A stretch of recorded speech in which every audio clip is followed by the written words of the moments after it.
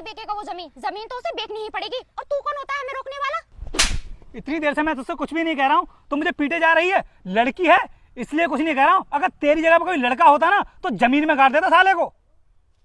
Excuse me sir, sir मेरी बात सुनिए। सर रुकिए। ये सर क्या लगा रखा है तूने? तेरा बॉस लगता है क्या ये? और ऐसे नहीं सुनेगा, मैं बुलाती हूँ, रुक। अबे ओ गवार, इधर आ। देख कितनी जल्दी सुन लिया। इन गवारों की ना यही औकात होती है।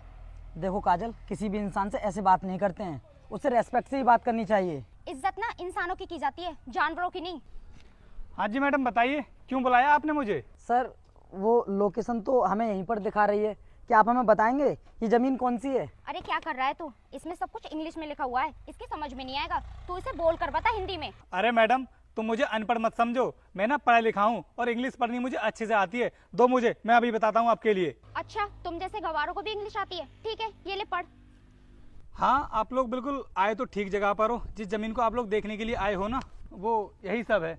बताइए क्यों आए हो आप लोग यहाँ पर? सर हमें ये सारी जमीन खरीदनी है और हमें ना इस जमीन के मालिक से मिलना है। देखो इस जमीन के मालिक का तो मुझे पता नहीं कि वो कब आए और कब ना आवे, लेकिन मैं तुम्हारे लिए बता दूं कि जिस तरह तुम लोग यहाँ पर आए हो ना, उसी तरह वापस चले जाओ। इसका मतलब सर आप इस जमीन के मालिक को जानते हैं? अरे तुझे इसका हुलिया देखकर नहीं लग रहा? उसके अंडर में काम करता होगा, नौकर होगा उसका। ओ मैडम, जब किसी के बारे में पता ना हो ना तो इतना बोलना नहीं चाहिए। और मैं ना इस जमीन के मालिक को बहुत अच्छे से जानता हूँ, वो अपनी इस जमीन को ना बिल्कुल भी नहीं बेचेगा। ऐसे कैसे नहीं बेचेगा वो? हम इस जमीन की दुगनी तिगनी कीमत देंगे, फिर तो बेचेगा ना वो। मैडम मैं ना उसी के गांव का हूँ और मैं ना उसकी आदत से बहुत अच्छे से वाकिफ हूँ। वो इस जमीन को बिल्कुल भी नहीं बेच सकता। तो इसीलिए मैं आपसे कह रहा हूँ कि जिस तरह तुम यहाँ तक आए हो ना, उसी तरह वापस लौट जाओ, तो ही तुम्हारे लिए अच्छा होगा।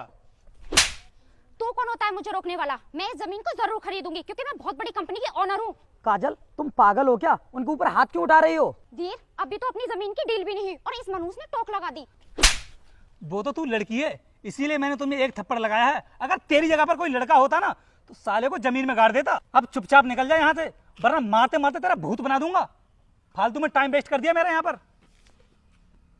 काजल शांत हो जाओ और देखो किसी के साथ ऐसा नहीं करते हैं। तुमने उनके साथ में ना बहुत गलत किया। अब तुम एक काम करो, इस जमीन के मालिक को कॉल करो, शायद वो मिलने के लिए हमसे यहीं पर आ जाएं। हाँ तुम ठीक कह रहे हो, मैं मालिक को कॉल करती हूँ और इससे तो मैं सबक सिखा कर ही रहूंगी। फोन दो मुझे तुम अपना।